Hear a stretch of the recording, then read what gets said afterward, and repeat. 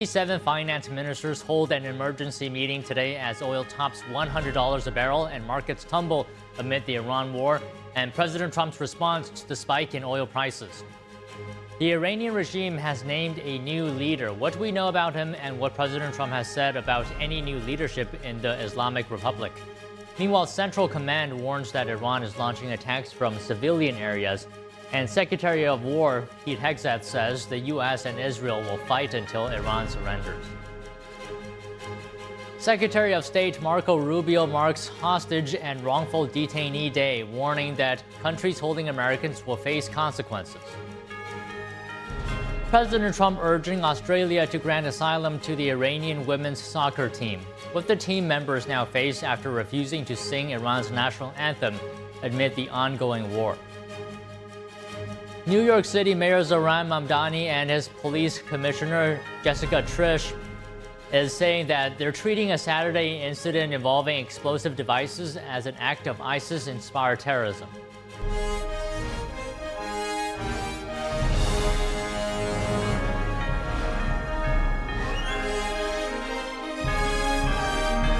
This is NTD Newsroom, live from our global headquarters in New York City. Good afternoon, and thank you for joining us today. Our top story, the Pentagon has identified the 7th U.S. service member killed in Operation Epic Fury. The Pentagon announcing that 26-year-old Sergeant Benjamin Pennington of Glendale, Kentucky, died from his injuries on Sunday. He was stationed at an air base in Saudi Arabia, where the Iranian regime attacked the base on the second day of the war. The attack is under investigation. Pennington was part of the U.S. Army Space and Missile Defense Command. 6 other U.S. soldiers were killed by an Iranian drone attack in Kuwait, also on March 1st.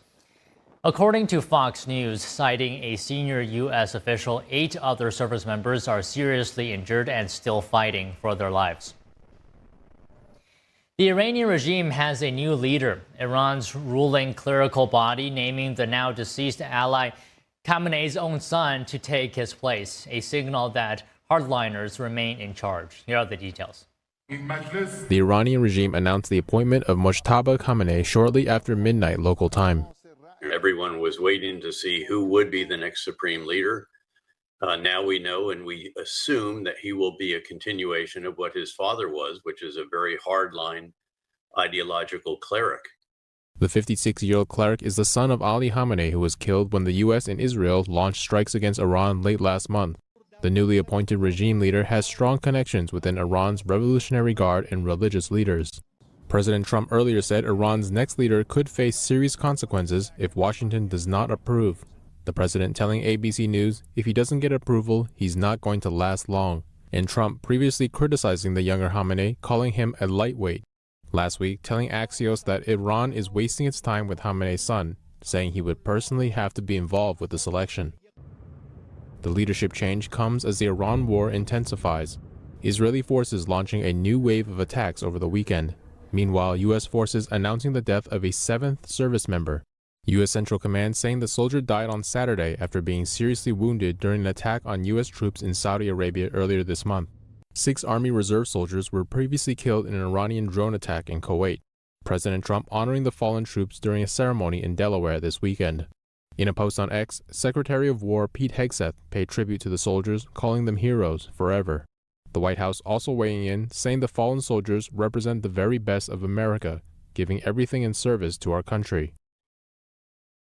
NYPD Commissioner Jessica Tisch and U.S. Attorney for the Southern District of New York Jay Clinton are making a public statement announcement following an attempted bomb attack during a protest Saturday outside Mayor Zohran Mamdani's official residence. Let's take a look. Charges have been filed in the Southern District of New York against 2 individuals, Amir Balat and Ibrahim Qayyumi, in connection with that attack.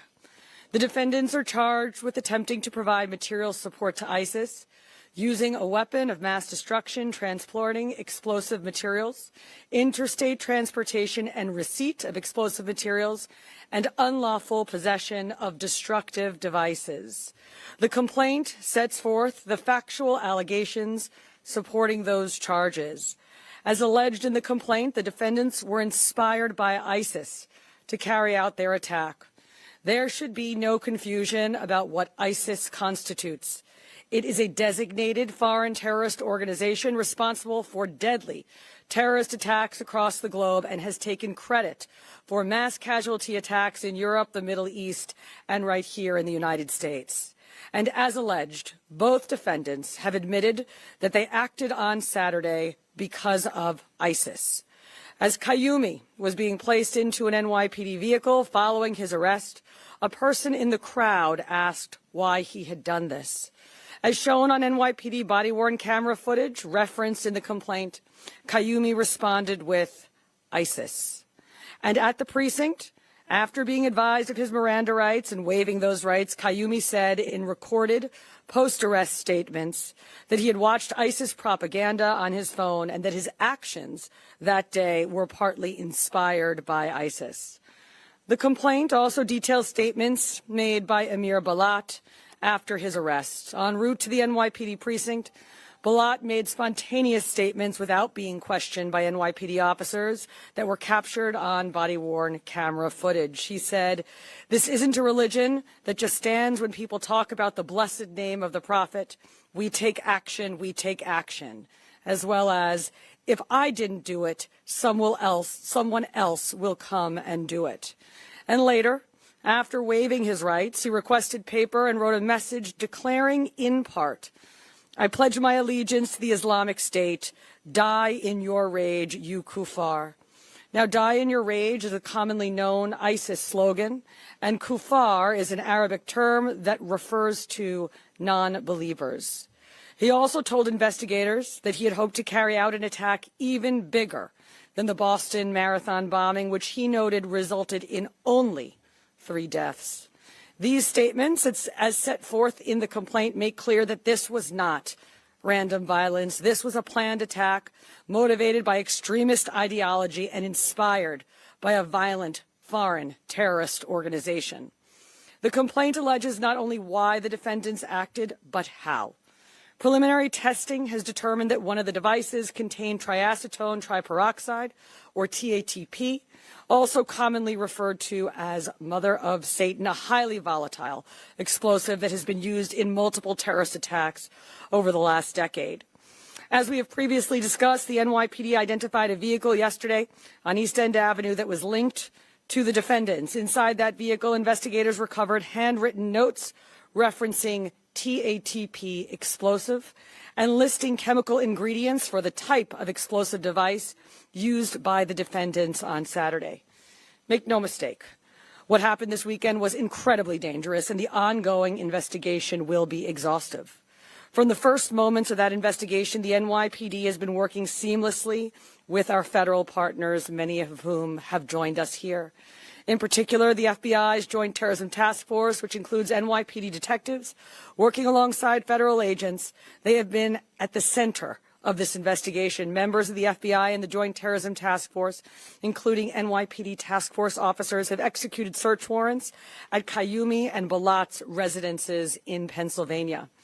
Another important note, the 2 defendants arrived in New York City roughly 1 hour before they were arrested. According to our investigation, they crossed the George Washington Bridge with a license plate reader ping at 11:36 a.m. on Saturday, parked in front of 48 East End Avenue between 81st and 82nd Streets at 12:05 p.m., and walked to the protest. They ignited and threw the devices at approximately 12:15 p.m. and were immediately arrested thereafter. I want to thank our great United States Attorney Jay Clayton for his extraordinary partnership, as well as the prosecutors from SDNY for everything that they do, especially for their work on this investigation and their forthcoming prosecution. I also want to thank the FBI, especially James Barnacle, Assistant Director in charge of the FBI New York Field Office, and Rob Cassane, the FBI's Special Agent in charge for counterterrorism, as well as the Joint Terrorism Task Force. We are grateful always for the FBI agents and assistant U.S. attorneys who have been working around the clock with us since Saturday. Finally, and most importantly, I want to recognize the members of the NYPD who responded on Saturday and in the hours that followed.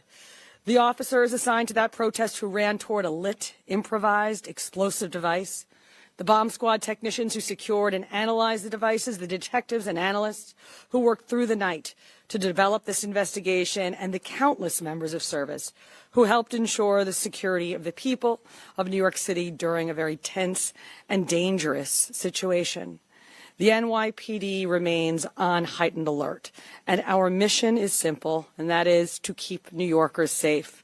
That responsibility belongs to the nearly 35,000 members of this department who stand watch over this city and who are prepared to respond whenever and wherever danger appears. On Saturday, we saw that commitment in action.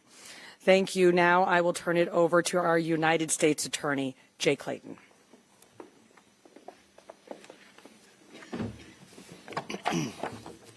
Thank you, Commissioner Tisch. I'm very proud to be here today with Commissioner Tisch and Director Barnacle representing this joint effort to keep our city safe. And I'm going to pick up where the Commissioner left off. I watched the video of New York Police Department officers running to the danger, knowing that these might be explosive devices, knowing that they might explode. That is the kind of commitment that makes this city great. Thank you. Thank all your officers. It's tremendous. It makes me so proud as a New Yorker. As Commissioner Tisch noted, we charged two individuals today, Balat and Kayumi. They are charged federally with 5 counts. Attempted provision of material support and resources to a designated foreign terrorist organization. Use of a weapon of mass destruction. Transportation of explosive materials. Interstate transportation and receipt of explosives. And unlawful possession of destructive devices. The facts alleged in the complaint are just that, allegations. In our great system of justice, they must be proven, and the defendants have the presumption of innocence. Commissioner Tisch did an exceptional job outlining the facts alleged in the complaint. These were ISIS-inspired actions, and it is chilling that they wanted to do something more than the Boston Marathon, more than 3 deaths. Free speech and peaceable assembly are the bedrock of American democracy. But violence is not protected. And it's not protected protest. It's not protected speech.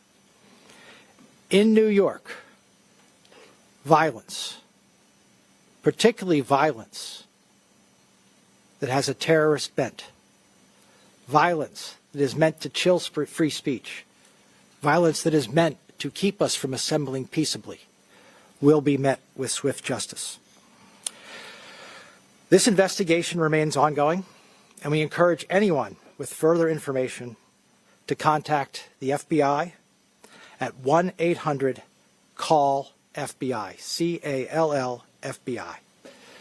In closing, I want to express my deep gratitude for, again, the NYPD and all of those folks in my office who immediately answered the call and worked around the clock.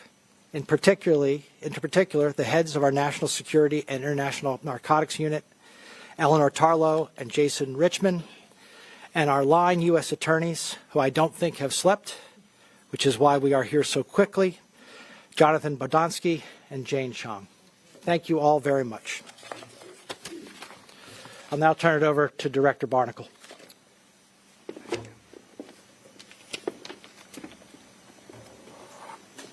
Thank you, U.S. Attorney Clayton. My name is James Barnacle. I'm the Assistant Director in charge of the FBI's New York Field Office. Today, alongside our partners in New York City Police Department and the Southern District of New York, our office has announced federal terrorism charges against Amir Balat and Ibrahim Kayumi. On Saturday, March 7th, these two individuals allegedly threw one suspicious device and attempted to throw another during a protest outside Gracie Mansion.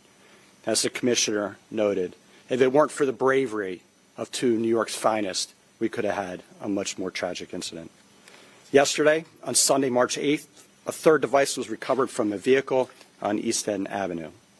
Upon careful analysis by NYPD bomb techs and FBI special agent bomb technicians, it was determined that these items were improvised explosive devices, IEDs, designed to inflict serious injury and death to those in the vicinity of the intended blast zone. Both subjects have stated they were inspired by ISIS, a designated terrorist organization, to conduct this attack. Balat and Kayumi sought to incite fear and mass suffering through this alleged attempted terror attack in the backyard of an elected city official. This weekend was just another example of the elevated threat environment we're currently living in. Let me be clear. The FBI will not tolerate those who use violence against targets in New York City to broadcast their terroristic ideologies. This would not have been possible. The outcome we're talking about today would not have been possible without the FBI's New York Joint Terrorism Task Force, led by Special Agent in Charge Rob Hussein, our Special Agent Bob technicians, as well as our partners at the NYPD and the Southern District of New York. I would like to thank Commissioner Jessica Tisch for your department's unwavering partnership, and especially for the bravery of your officers who ran towards danger to protect this city and our residents. Thank you, U.S. Attorney Clayton, for your team's determination to bring weighty criminal charges against these defendants and hold them accountable for the reprehensible actions from this past weekend. Additionally, I'd like to extend my appreciation to the Customs and Border Protection, the Port Authority Police Department, the New York State Police, Homeland Security Investigations, as well as the FBI divisions in Newark, New Jersey, and Philadelphia, Pennsylvania. Those offices assisted us throughout the weekend. The collective efforts across all these agencies, including those who could not join us today, thwarted a potentially devastating day in this city. Rest assured, the FBI and the New York City Police Department remain at the ready to defend the homeland against anyone seeking to harm our community. We're continuing to chase down all leads and tips in this ongoing investigation. As U.S. Attorney mentioned, anyone that has tips out there, we encourage you to call the FBI at 1-800-CALL-FBI, or you can submit your tips online at fbi.gov. Thank you. Turn it over to Commissioner for any questions. All right, so we will now take any questions you have on topic only, please. We will do our best to answer, but as I mentioned at the earlier press conference today, we may be limited in some of the things we can say because we don't want to say anything that will in any way make these fine prosecutors' work more difficult. Thank you, Commissioner. Again, we do on-topic questions. Go to Gloria first. Thank you very much. I hear what you said about what the individuals stated regarding ISIS, but do you have any information yet about whether they were self-radicalized or actually recruited by ISIS? And is there anything you can say about whether they were targeting anything or any person specifically? The mayor said earlier today that it was known this protest was going to take place for about a week. So did they come here specifically to target that group, or were they targeting the mayor, any other group? So we're not going to be able to answer the first question at this time for the reasons I stated earlier. It is clear that they showed up in front of Gracie Mansion for their planned counter-protest in response to the original protest that was planned by a Jake Lang-affiliated group. So your name and address, Bloomberg News. Both of these suspects have extensive Middle East travel histories, which may be inconsequential. They both are Middle Eastern. How are you squaring that with this attack? And then secondly, can you just talk about the nature? These are two young men, not even 21, and the nature of radicalization reaching young people. So on the first part of your question, we're not able to answer that at this time, although, of course, as part of our investigation, we are aware of international travel. And I'm going to ask Rebecca Weiner, our Deputy Commissioner of Intel and Counterterrorism, to talk about radicalization of youth. Thank you. Thank you. And this is very much in keeping with a trend that we are seeing among ISIS-inspired adherents, both in the country as well as throughout the West. Younger and younger individuals who are radicalizing and mobilizing to violence. And this is taking place against the backdrop of social media, the dynamics of online culture. It's not limited to ISIS. It's across the ideological spectrum. Younger people mobilizing to violence, something we're tracking very closely.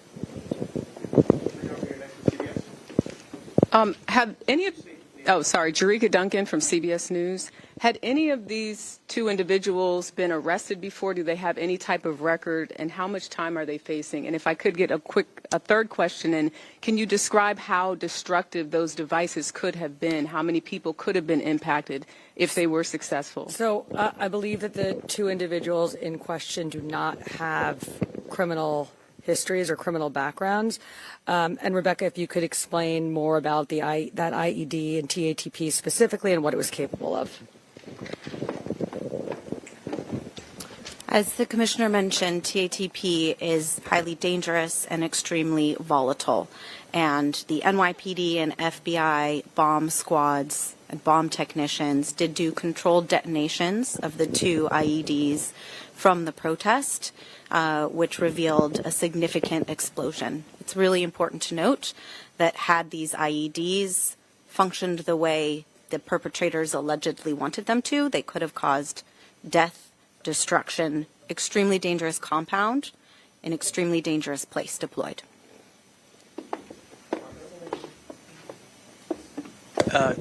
For Commissioner Tish, and I think also for Commissioner Weiner, what was the assessment of this event in the days leading up to it in terms of your concerns, A and B? What role did SRG play? Were they there in a primary capacity or in a backup capacity?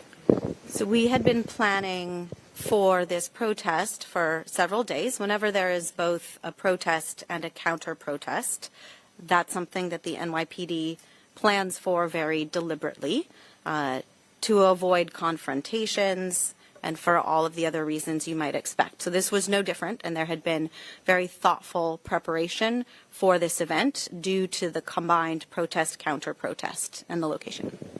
And I can just answer the question about SRG. SRG was in the area of the protest. They were there on in a backup capacity. We often have SRG around in an area if we think that it has the potential to get heated, so they were there. They were brought in after mayhem, as soon as mayhem ensued. How do you make that assessment? We got to keep moving, Rocco. Apologies. Well, just a quick follow-up.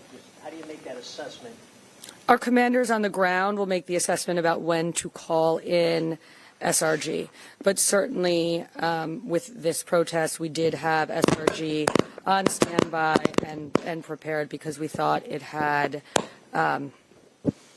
the ability to get interesting, given who was there. Thank you. Thank you. Marino? Sorry. You got it. Commissioner, Joe Marino, New York Post. Commissioner, are you looking at changing your posture towards policing protests, given the fact these two individuals were not known to you?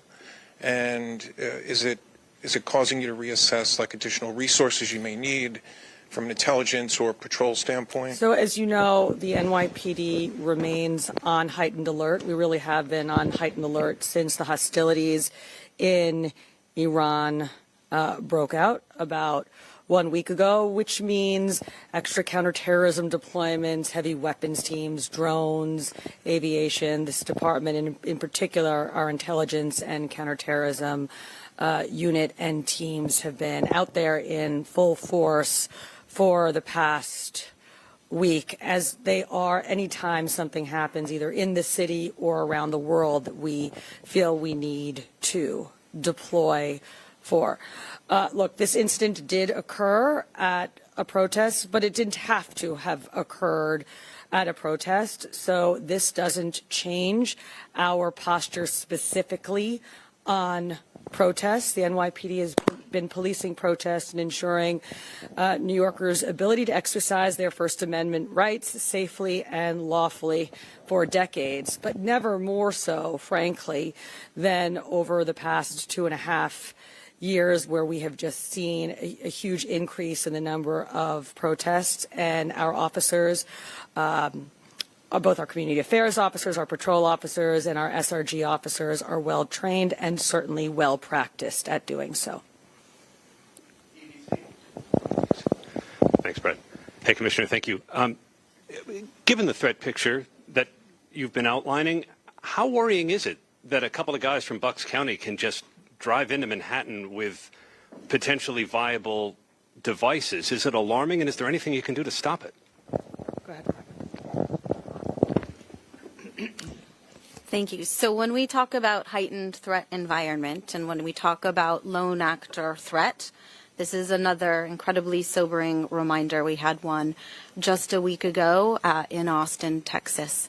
And that's the reason that we surge our personnel, as the Commissioner just mentioned, we've been doing since the onset of the war overseas in Iran for the last 10 days to harden targets. Of course, some individuals will mobilize to violence without tripping the wires that we extensively set. And at that point, then it is the bravery of our officers who contend with a threat as it's unfolding on our streets, and in this case, incredibly bravely. And I would just add there's a few pieces to this, right? There is our intelligence and counterterrorism operation, and I have to say there is no other city in the world that has an intelligence and counterterrorism capacity quite like the NYPD's. But then, as Deputy Commissioner said, we also have our well-trained officers on the ground doing deployments to catch anything.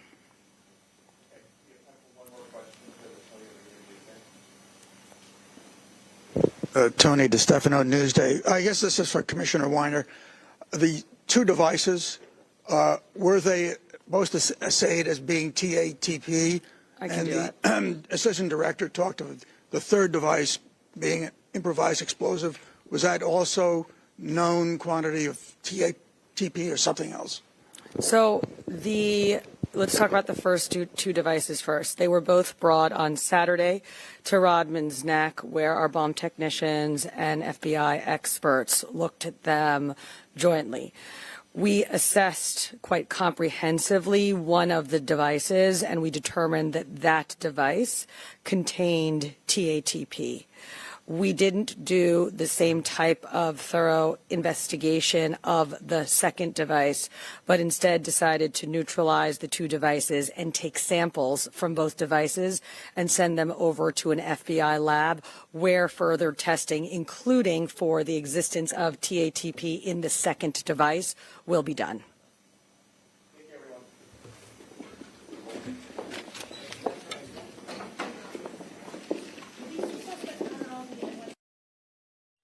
And that was NYPD Commissioner Jessica Tisch giving updates on the two individuals that were arrested during the protest. And they're charged with 5 counts federally, including the use of a weapon of mass destruction and connections as well to a terrorist organization. And Jessica Tisch saying that ISIS had an influence on their actions.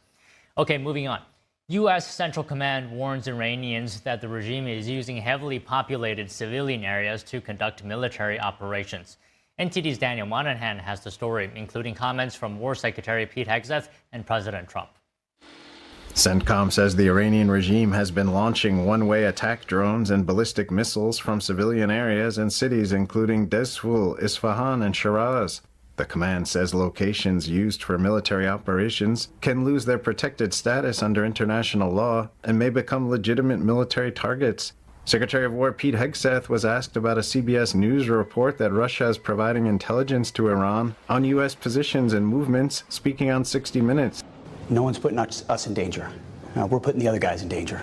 That's our job. So we're not concerned about that, but the only ones that need to be worried right now are Iranians that think they're going to live. Hegseth discussing President Trump's recent comments that there would be no deal with Iran except unconditional surrender. It means we're fighting to win. It means we set the terms. We'll know when they're not capable of fighting. There'll be a point where they'll have no choice but to do that. Whether they know it or not, they will be combat ineffective. They will surrender. Hegseth saying the fight with Iran was never meant to be fair. Our capabilities are overwhelming compared to what Iran's are. And frankly, when you combine our Air Force with the Air Force of the Israeli Defense Forces, it's the two most powerful air forces in the world. Asked about the possibility of U.S. boots on the ground, Hegseth saying the administration will not discuss operational limits publicly. We're willing to go as far as we need to in order to be successful. We want the Iranians guessing and second guessing and triple guessing what we might be willing to do, because under President Trump, we just might. And they need to factor for that. Meanwhile, the Israeli military yesterday saying it attacked the headquarters of the Iranian Revolutionary Guard Corps' aerospace force in Tehran. Israel also says 2 Israeli soldiers have been killed at the country's northern border with Lebanon. Israel's military chief of staff warning yesterday the Iran war could take a long time. Right now, we need to show perseverance and patience. It will take a long time. You need to be prepared for that. And however long it takes, it will take. The Israeli military says an overnight strike by its navy killed 5 top commanders in Iran's IRGC. It said they served in the Quds Forces Palestine and Lebanon Corps and were involved in funding, arming, and providing intelligence to terror groups Hezbollah and Hamas. I tell you that there is no safe place for the Iranian branches of evil anywhere in the Middle East, not in Beirut and not anywhere else. And huge fires burned in Iran's capital yesterday in the aftermath of Israeli attacks on oil infrastructure. Israel struck 4 oil storage tankers and a petroleum transfer terminal overnight. Israel's military said the oil depots were being used by Iran's military for fuel to launch missiles. President Trump says the timing of ending the war with Iran will be decided with input from Israeli Prime Minister Benjamin Netanyahu. Trump says the 2 leaders are in close contact. Daniel Monahan, NTD News. Secretary of State Marco Rubio delivered remarks today at the U.S. hostage and wrongful detainee flag-raising ceremony. Rubio had some strong words for the Iranian regime. They are trying to hold the world hostage. They are attacking their neighbors. They are attacking neighboring countries, their energy infrastructure, their civilian population. They're attacking embassies. This is a terrorist government. This is a terroristic regime. And we are seeing them conduct terrorism using nation-state elements, using weapons like missiles and one-way attack drones.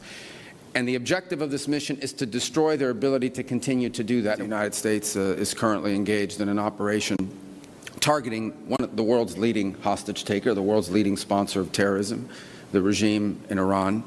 And first, I think we would all take a moment both to offer our thoughts, our prayers, and our condolences, and to honor the families of those who have fallen, the 7 Americans who have lost their lives in the initial hours of this operation. And we're here on the 3rd U.S. Hostage and Wrongful Detainee Day, and it's a day that exists because families and loved ones refuse to let their loved ones be forgotten.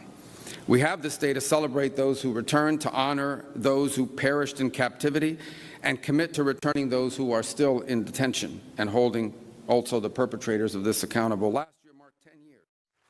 Rubio said the U.S. has designated Iran a state sponsor of wrongful detention, warning that any country holding American citizens will face consequences.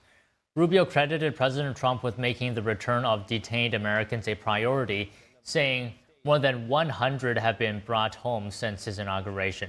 Rubio says the Trump administration won't stop until every single unjustly detained American is returned home.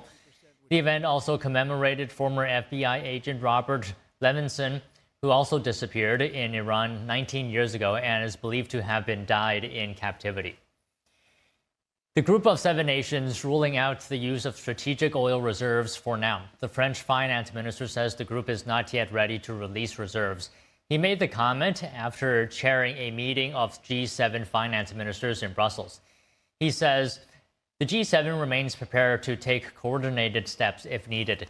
Those steps could include using strategic oil stockpiles to stabilize markets. Soaring oil prices triggered global market turmoil today. S&P 500 and Nasdaq Composite both dropped over 1% at the open and bell this morning in New York. The Dow Jones slid nearly 700 points. And crude oil briefly jumped above $119 a barrel this morning before dropping back down.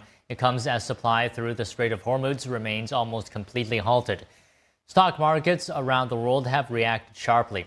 The pan-European Stoxx 600 fell for a third straight session, down nearly 2% after shedding over 5% last week. Asian markets also tumbled, with Japan's Nikkei 225 dropping over 5% and South Korea's Kospi sinking 6%. President Trump says higher oil prices a very small price to pay for safety and peace as the Iran war continues. The president adding, quote, only fools would think differently. Here's Energy Secretary Chris Wright addressing rising gas prices on Fox News. Yeah, the plan is to get oil and natural gas and fertilizer and all the products from the Gulf flowing through the straits before too long. And I may break a little news here, but one large tanker has already gone through the straits with no issues at all. So as the general just described, we're massively attriting their ability to strike with missiles and drones. And that rate of attrition will increase in the coming days. So we'll be cautious, we'll be careful, but energy will flow soon. Wright says energy markets are massively well supplied. The Energy Secretary says the recent run-up in prices has nothing to do with any shortage of oil or natural gas. He added that the culprit is fear and perception of the unknown, that the Iran war could be some long drawn-out crisis. Meanwhile, Trump administration officials yesterday defended a decision to temporarily lift some sanctions on Russian oil. Officials say it's a 30-day pause to allow the millions of barrels of oil that are sitting on ships to go to Indian refineries.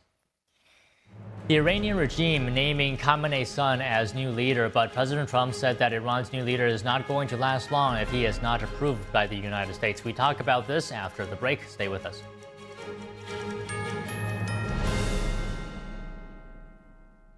Getting prescription glasses from Select Specs is easier than you might think. Select your frames from our £6 range in-house brands or our extensive designer collections. Then enter, upload or email your latest prescription and our website will analyze it and help you select the best lenses and options to suit you. Click to place the order and your new Select Specs glasses are delivered right to your door. Ordering your prescription glasses is as easy as 1, 2, C with Select Specs at selectspecs.com. Imagine a coffee that cares for your health. Expertly fermented with a 50 enzyme complex to enhance flavor and remove bitterness.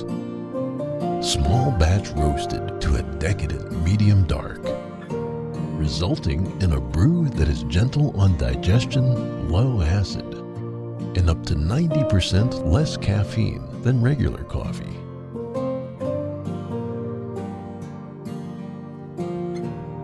Try America's first enzyme fermented coffee today. Whispered across generations, a hidden secret unveils the essence of longevity and vitality, a timeless legend regarding energy and wonder. Rooted in ancient health wisdom, we proudly introduce Pure Tang Black Ginseng, a 100% natural organic energy drink made from premium 6-year-old Korean ginseng. It takes 2,260 days and nights from seed to growth, undergoing a meticulous 9-step process of steaming and drying. Black ginseng reaches its full potency, enriched with ginsenoside RG3 and enhanced absorption efficiency. No sugar, no caffeine, no artificial ingredients. Experience the pure, natural power of Pure Tang Black Ginseng. Nourish your body, strengthen your immunity, and boost your energy. To order Pure Tang Black Ginseng, please visit puretang.com. Looking to refresh the style in your house? Come to Mathis Home during the Spring Style event and see hundreds of options for your perfect living room. Take a look at this sectional. We can help you build it into the style you want. From sleek and modern to something more eclectic to an updated traditional look. You can also reconfigure it just by adding or removing pieces. The sofa version is a great value at just $12.89. Come find the look that's right for you at your furniture superstore, Mathis Home. I am blind, but I need not see. I know this road is there for me. if I'm really free.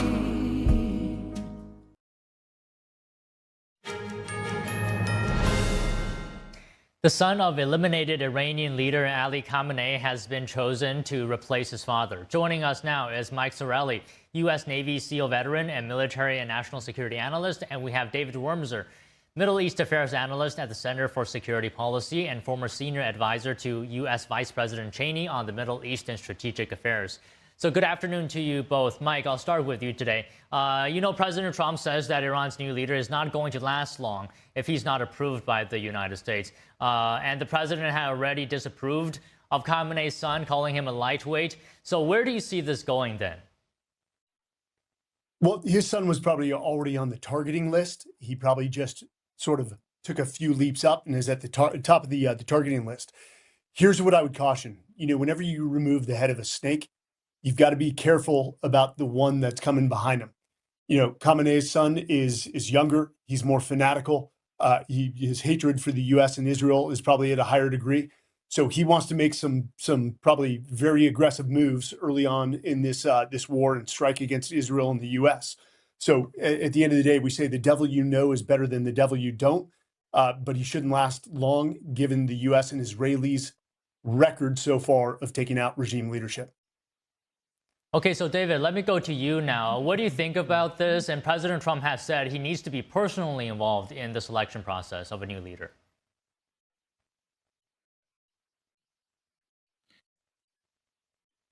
Well, yeah, first of all, I think what Mike said at the very end, that he probably will be replaced fairly soon is already an important observation.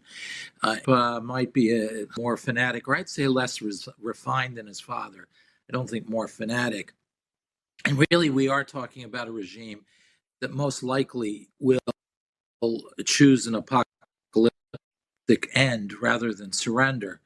So who it is that rules it is probably important. It does drive home the point that there is.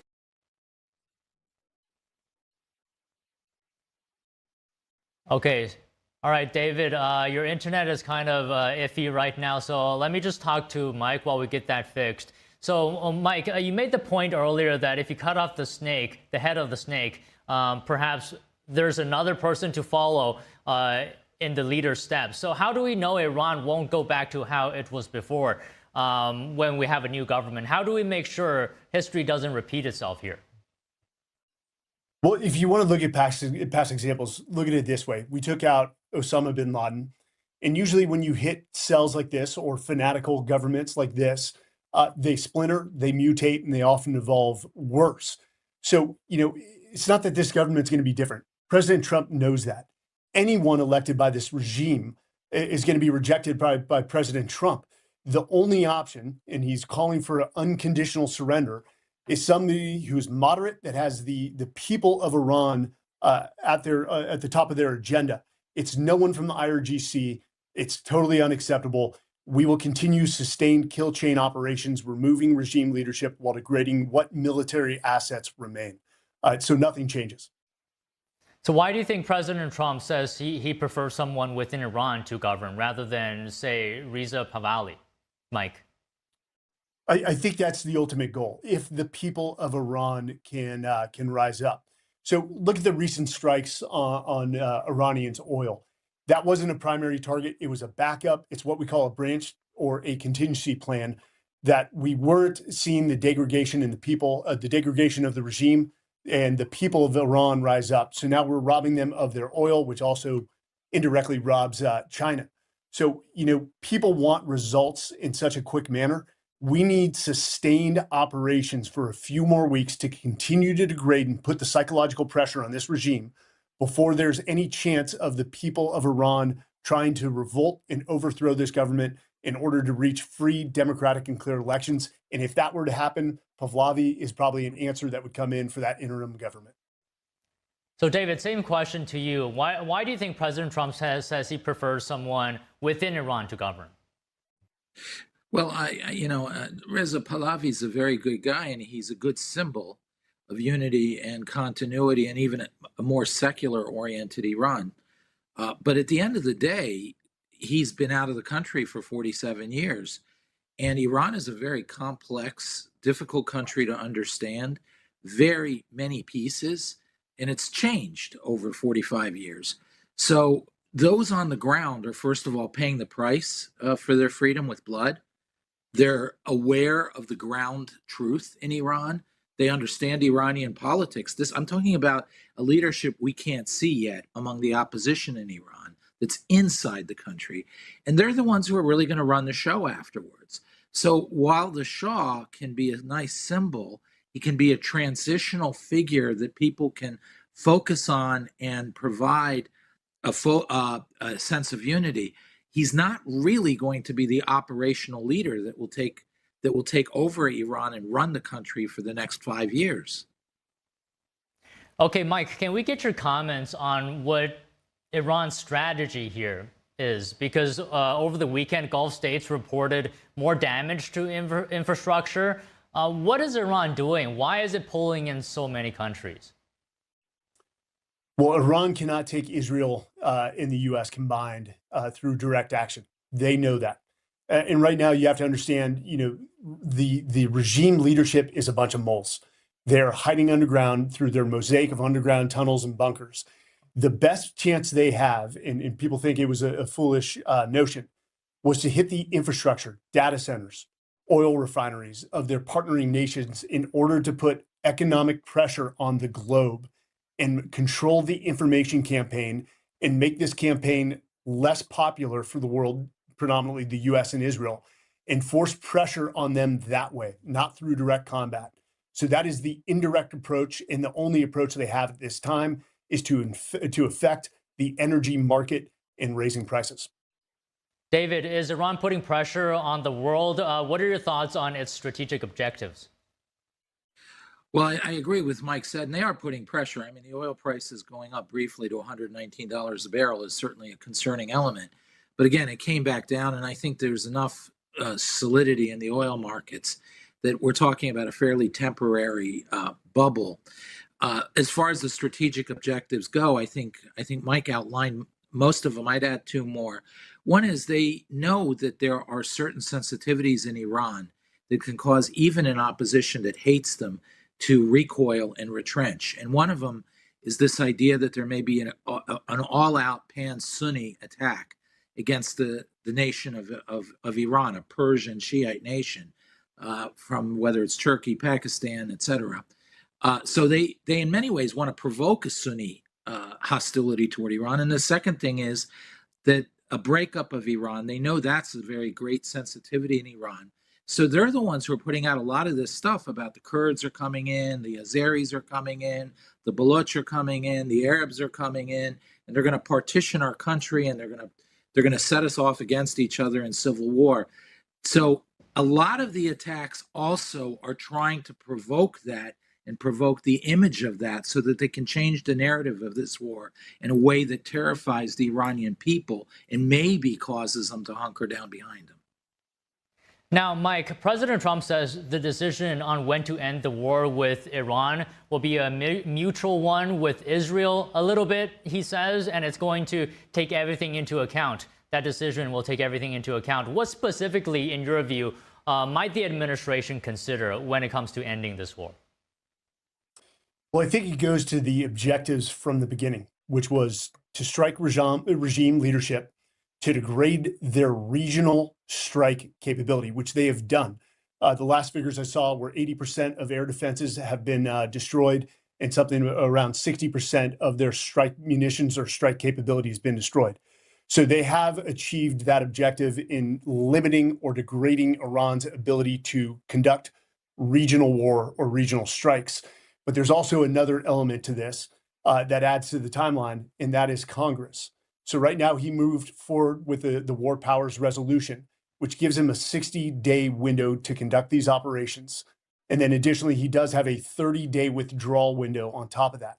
So I think that time calculus is going to be weighed in on their decision alongside Israel of when they cease direct, sustained operations against Iran. So, David, let me get your thoughts on this. Ships in the Gulf are actually disguising themselves as Chinese ships. according to reports, to avoid attacks amid this conflict. It's very interesting. Can I get your thoughts on this? Yeah, this is something we also saw in the Straits of the Bab el-Mandeb earlier with the Houthis when they closed the straits, that they sort of came to an agreement with the Chinese to allow them through and China actually tried to use that to create an alternative shipping model that froze out countries that weren't sympathetic to China. So it was really a grand geopolitical power play to try to undermine the power of the U.S. and its Navy and establish essentially blackmail power over nations to give in to China. And then they would get free passage. We're not there yet with the Straits of Hormuz. This is more ships themselves re-identifying as China for the moment because Iran is not hitting Chinese ships as much. We're not hitting them at all. So this could be a potential second route where China sees an opportunity to establish a maritime blackmail component over global shipping that then they can leverage for political clout elsewhere. But at the moment, right now, it's simply ships protecting themselves ad hoc. But I would watch that very carefully, that development. Okay, so Mike, let me just end the conversation with this question to you. A service member, a seventh one, has died after being hurt during the operation. We understand this is war and this is possible, that there will be casualties and there could be more in the future. But just talk to us about how you weigh this. In a conflict, what is the dynamic between risks of human life and achieving objectives? And how do we honor those that have made sacrifices? Well, it's a great point, and I'm sure David would agree with me. You can't decouple those. You can't decouple military operations with the loss of life. We used to go with three rules in the military. Rule number one, at war, young men die. Rule number two, you can't change rule number one. And then rule number three, somebody must always walk point. Young men die at war. And that is the cost that never sits with me well as a 20-year military veteran who deployed multiple times during the global war on terror. The only thing I can say is, this is the best trained military. This is the most lethal military. My prayers and thoughts are with the service members that are downrange doing what they're asked to do. And our thoughts and prayers are with the families of these lost soldiers. Nothing we can say will assuage their pain, but hopefully time will bring a sense of pride that their young men and women stepped up for freedom and were willing to pay the ultimate sacrifice so that we can live the way we live in America. And that just takes time, but my prayers and thoughts are with them. Yeah, you're right, Mike. Nothing we can do can bring these service members back. But Secretary of War Pete Hegseth said those service members will for sure be avenged. Okay, let's leave it there for today. Pleasure speaking to the both of you. Thank you so much. Thank you. NATO air defenses have shot down a second ballistic missile fired from Iran that entered Turkish airspace. Turkey's defense ministry said the missile's debris fell in the southeast of the country. Here's more. Officials say there were no casualties. This is the second Iranian missile to target NATO member Turkey in the past week. The ministry warns that Turkey will take all necessary steps without hesitation and urged all parties to heed its warnings. The situation underscores rising tensions in the region as the conflict in the Middle East continues to escalate. The U.S. State Department has ordered non-essential government staff and their families to leave the consulate general in southern Turkey, citing what it called safety risks. The consulate has suspended all consular services. In its advisory, the State Department also strongly urged American citizens in southeastern Turkey to leave the area now. European Commission President Ursula von der Leyen says the EU must be prepared to project its power more assertively. She says the bloc of nations can no longer rely on a rules-based system against threats.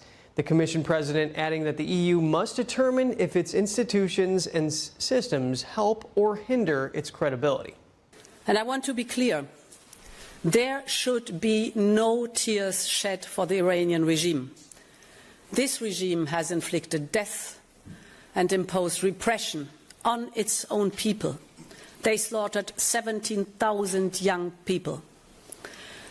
And this regime has caused devastation and destabilization across the region through its proxies armed with missiles and drones. And many Iranians inside the country and across Europe and the world have celebrated Ayatollah Khamenei's demise. Von der Leyen gave an example of projecting power more assertively. She said the EU must counter aggression and foreign interference with all of its tools, whether economic, diplomatic, technological, or military. She also said the bloc needs to be much more pragmatic when it comes to doing business around the world. The EU today also saying it plans to strengthen support for Gulf states by drawing on Ukraine's experience with drone defense. President Trump dismissing the need for the UK's help in the war with Iran. Meanwhile, British Prime Minister Keir Starmer's office says the two leaders did communicate over the weekend. Here's that story. President Donald Trump has dismissed Britain's consideration of sending aircraft carriers to the Middle East, saying the United States does not need them to win the war with Iran. We don't need them. It's not the right time. It would have been nice to have had them 2 weeks ago. Trump was speaking to reporters aboard Air Force One after Britain's Defence Ministry said on Saturday it was preparing the Prince of Wales aircraft carrier for possible deployment. But no final decision had been taken about whether to send it to the Middle East, a British official said. In response, Trump posted on social media that he, quote, will remember the lack of British support during the conflict with Iran. The president has repeatedly criticised Britain's Prime Minister Keir Starmer over his stance on the war. He suggested this week that Starmer helped ruin the country's historically close ties after London blocked initial US use of British bases to attack Iran. Starmer has defended that decision, saying he needed to be satisfied that any military action was legal and well planned. He later granted US forces permission to use British bases for what he called limited and defensive strikes to weaken Tehran's capabilities.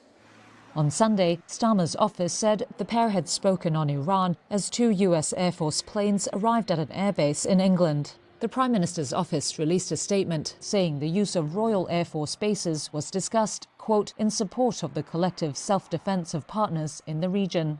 Starmer's office did not address Trump's criticisms, but said the Prime Minister offered his condolences over the deaths of 6 US soldiers killed in the conflict. The FBI is obtaining 2020 election records from Arizona, what the Arizona Senate president says about the Trump administration's latest subpoena. Stay with us for more news after this break.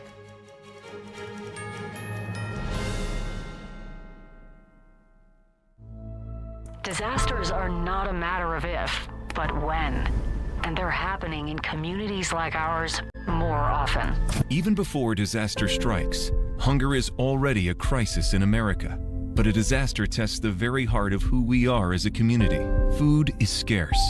But it's in these moments of crisis that our strength shines through. Because as neighbors, we lead the way forward. Please join with Feeding America, and let's be there for families in crisis. Call or go online to givetofeedingamerica.org. Just $19 a month, only 63 cents a day.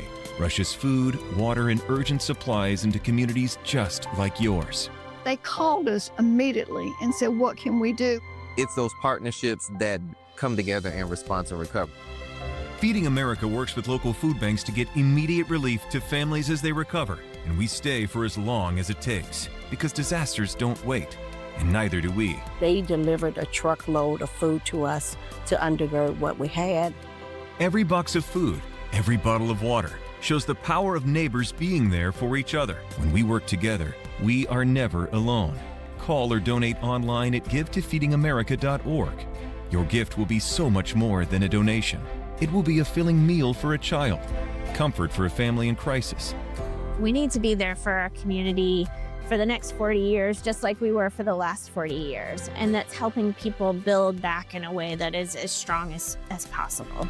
Please call or go online and give right now. With your monthly gift, we'll send you this exclusive canvas bag as a reminder of the hope you are delivering. We're definitely here during the storm, and we're going to be here long after the storm. But we need your support to continue being there for your community, for you, and for every family facing a crisis. Please call or go online to givetofeedingamerica.org and make your urgent gift today. Introducing the Quest-Wise Soothing Herbal Eye Patches. It comes with 30 pairs and can be used to help combat tired and strained eyes.